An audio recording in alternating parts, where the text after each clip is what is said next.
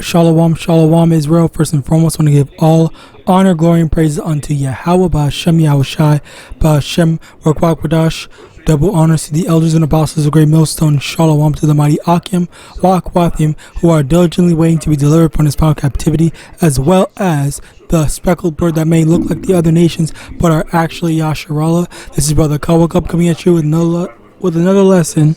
Today's lesson, we're going to be going into this whole spirit of mirth. And the reason why I want to do this lesson is because this is something that I actually had a conversation with a brother a long time ago, where at certain times, you might feel a bit more sad, I guess. I don't want to say depressed, because I just don't like using terms that the world uses. That's just a personal grievance that I don't like. Not if you use like stuff like lit and all those other terms, that's fine. You're not wicked for that. I'm just saying a personal thing that I don't like. Anyway, the thing about this is that for me, I personally, I don't like. I mean, I felt at the time, like things are so terrible. Jake is always suffering. Jake is always the butt of the joke. Jake is always the one at the bottom of literally everything. Why is this like this? Why are we constantly having to do this? When is the Lord just going to come and deliver us out of this kingdom? Like, these are the types of stuff that goes through my head back then. And I guess in the back of my mind, sure, I still think about that, but I don't really think about it. It's not really at the forefront of my mind anymore, especially because I've just grown so much in this faith to the point where I don't really need as much of a faith booster, I guess, in situations like that, because I kind of feel like I already have it. I already know the answers to a lot of stuff, so it's just like, oh well, there's no point in me like asking the Lord for guidance, like why is this like this, why is this X, Y, and Z and whatnot. And on top of that, a lot of the stuff that's been going on that I see in the spirit is just that in terms of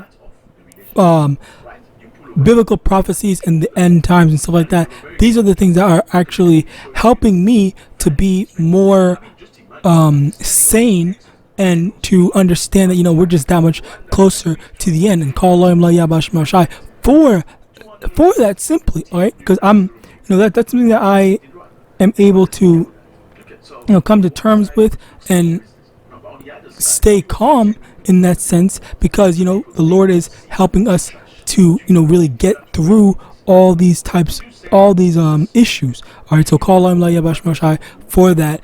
But at the same time, it's just like there are going to be times when we get sad and stuff like that, and we're depressed, and we're thinking that when is the Lord gonna come? All right, that's basically the thing. So as a result of that, to better have a better understanding, Sirach chapter 2 verse 1. My son, if thou come, bear with me one moment. Slakia. So back to what I was saying.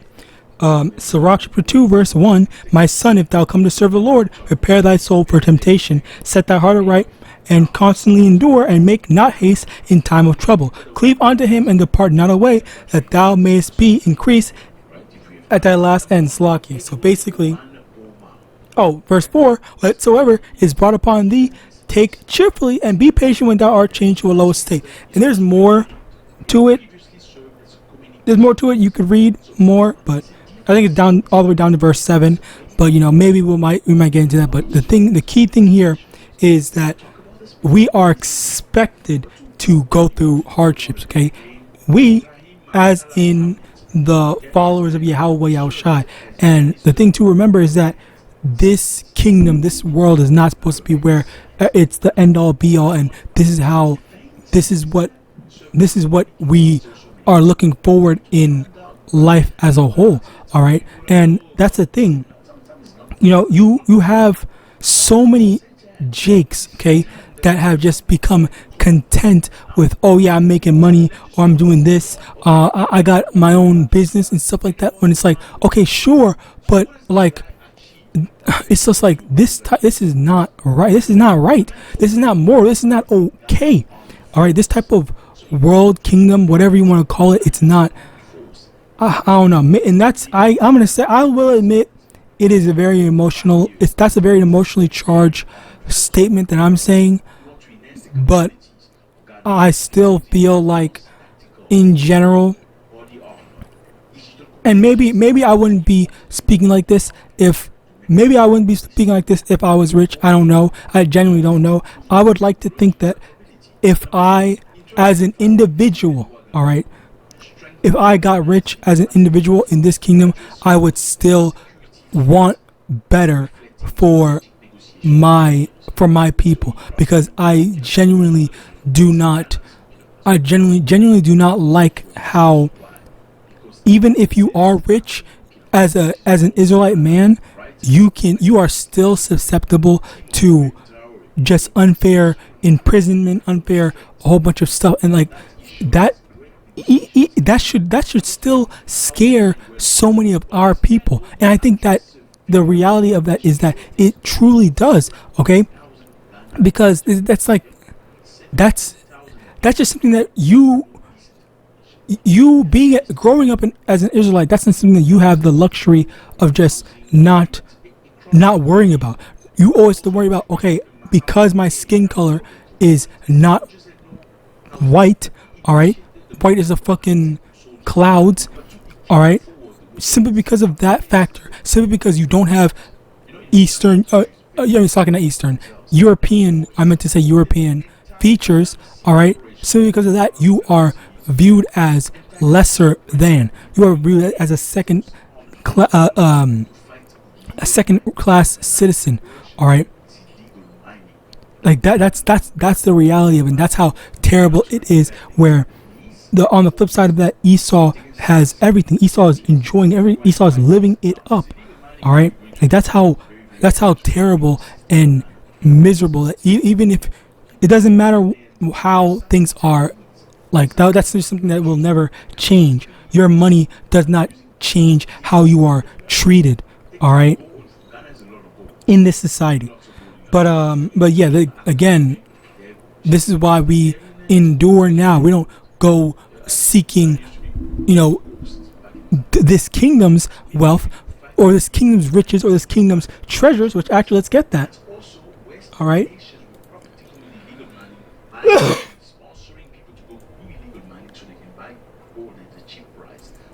Matthew 6:19, lay not up for yourselves treasures upon earth, where moth and rust doeth corrupt, and where thieves break through and steal, but lay up for yourselves treasures in heaven, where neither moth nor rust doeth corrupt, and where thieves do not break through nor steal. For where your treasure is, there will your heart be also. And that there, like, you don't want treasures on earth, because that can be stolen, that can be taken away, that's only temporary, all right. But the treasures in the kingdom of heaven are the true treasures that you will never lose, all right. Micah chapter 2 verse 10. Arise ye and depart, for this is not your rest, because it is polluted. It shall destroy you, even with the sword of destruction. And again, like, I'm not even trying to demonize these people, these brothers, or not brothers. I'm not going to say brothers, but I'm not trying to demonize them for making this video. I will say that I think that them making this video is a foolish thing to do, and that they should not have done this. They should not have done this, honestly, speaking as a man, all right. But the thing that I'm trying to portrays that, having this type of mindset in this wicked kingdom is unwise, because this is not going to last. This is not where we want to be in 50 years. This is not what we want to be when we want to retire. You don't want to retire freaking in Esau's kingdom. You want to be in the kingdom of heaven to yesterday. Slocky, I was about to say today. Yesterday. You want to be in the kingdom yesterday. You want Yahawashi to return. Or you should want Yahawashi to return. Alright? And that's the thing where I'm just like, it's so annoying. It's so annoying. It's painful sometimes to just constantly be, you're allowed to laugh, you're allowed to have some sort of celebration, but it's just like, don't make this kingdom, this world, be the place where you want to, build your house upon. I think that's the best phrase, building your house. Okay, you don't want to build your house on the polluted land. Let's actually get that. There's no more fish. They dead. So this minister was combating and fighting against us. He proposed a reform aimed to impose stricter penalties, including jail term for violators, and restrict Numbers 35:33. So ye shall not pollute the land wherein ye are, for blood it defiled the land, and the land cannot be cleansed of the blood that is shed therein, and by the blood of him that shed it. So the land is polluted by the blood of the Israelites. Okay, and who shed the blood of the Israelites? It was the Edomites. So now we are all living on this polluted land. Babylon as a whole, America and Canada, whatever, you get the point. And hell, maybe even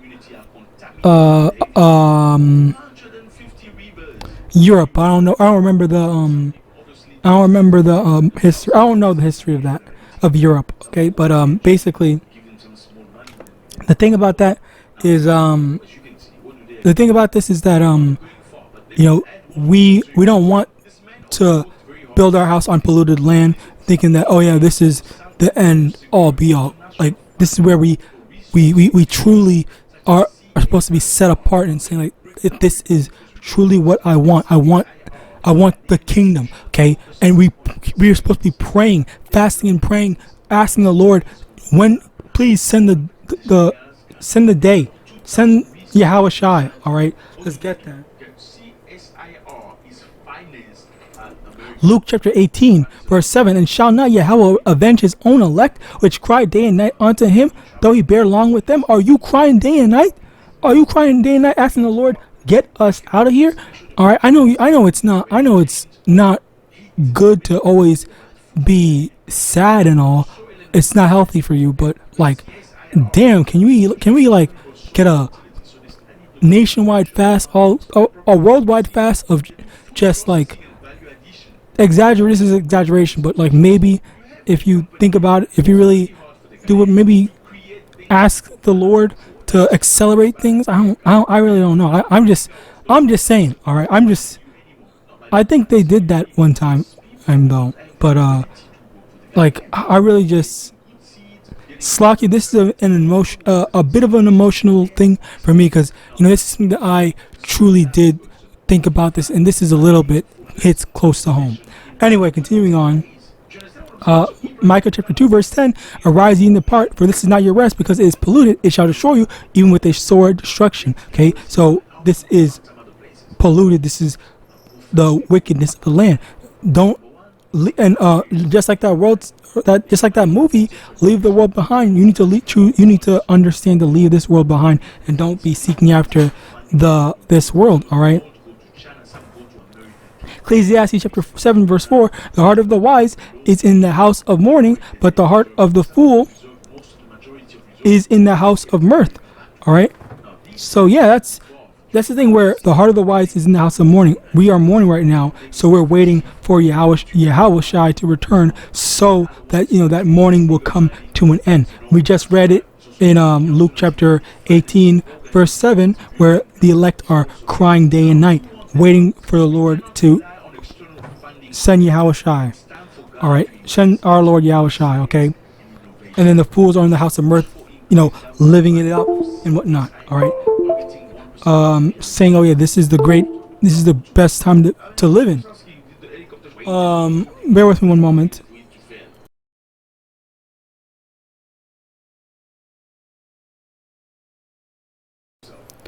So yeah, basically, Ecclesiastes chapter 7 verse 3, sorrow is best.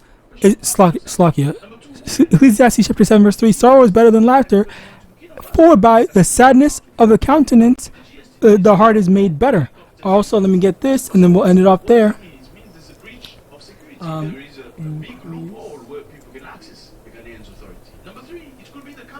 Ecclesiastes chapter 1 verse 18, for in much wisdom is much grief, and he that increases knowledge increases sorrow. So the Lord is basically building us up in the spirit for us to be ready for the time for the kingdom, right? So that's basically it. I pray this lesson was edifying. I want to give all honor, glory, and praise unto YAHAWAH, Hashem, YAHAWASHI, Hashem, double honors to the elders and apostles, the great millstone, the body ball, and shalom.